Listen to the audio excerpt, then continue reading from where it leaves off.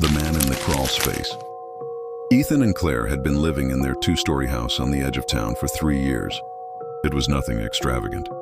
Peeling paint on the siding, a draft that whistled in winter, and a crawl space beneath the floorboards that neither of them paid much attention to. It was the kind of place people drive past without looking twice. At first, nothing seemed unusual, but little things began to nag at them. It started with forks. Claire noticed one morning that their silverware drawer was short by 2. "Did you leave them in the sink at work again?" she asked Ethan, laughing it off. He shrugged and blamed forgetfulness. Then cartons of milk seemed lighter than they should be, loaves of bread a few slices thinner. They assumed it was themselves. Busy schedules, carelessness. Maybe they were both just distracted, but then things escalated. One night, Ethan was locking up when he noticed the back door's deadbolt turned the wrong way. He could have sworn he had locked it earlier. He relocked it and tried to brush away the gnawing unease in his chest. Weeks later, Claire woke up at 3 a.m., certain she'd heard footsteps creaking through the hall. Ethan checked, baseball bat in hand, but found nothing. No signs of forced entry, no one outside. But there was something else, something neither of them could explain. Claire began waking with the sensation of being watched.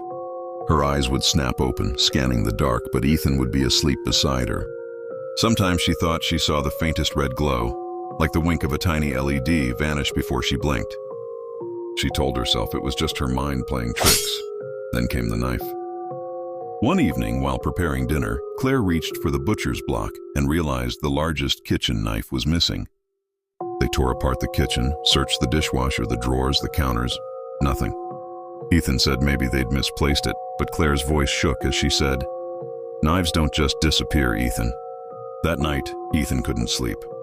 He sat in the living room in the dark, staring at the locked doors, listening.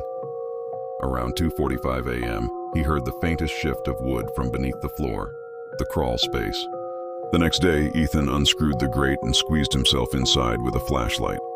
He expected dust, cobwebs, maybe a raccoon, but what he found made his stomach turn. There was a sleeping bag pressed against the wall, wrappers from food they hadn't eaten, and the missing silverware scattered like trophies. Worst of all, there were tiny holes drilled upward through the floorboards, directly beneath their bed, the bathroom, the living room. Someone had been living there. Someone had been watching. Ethan scrambled out, heart pounding, and called Claire at work, telling her not to come home. He called the police. The officers came, but the crawl space was empty.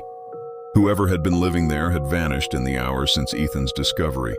They logged it as trespassing, promised patrols, but there was little else they could do. For a while, the house felt silent again, until Claire noticed a blinking light inside the smoke detector. Not the usual flash, but something off.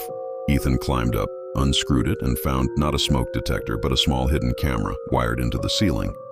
They searched the house and found 3 more, all concealed in ordinary objects, an alarm clock, a vent, even a picture frame. The police returned, took the devices, but the sense of safety never came back. Claire couldn't shake the thought, if there are cameras, then someone is watching, right now. It wasn't until a month later that Ethan stumbled across a forum on the dark web, one he should never have found. Threads of private streams traded between faceless users. And there they were, him and Claire, eating dinner, brushing their teeth, sleeping in their bed.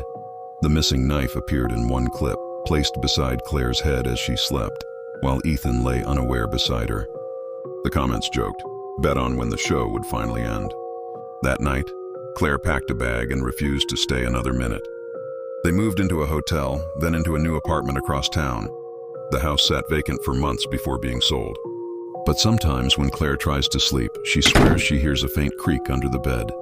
And she knows, whether it's paranoia or memory, that somewhere, someone is still watching.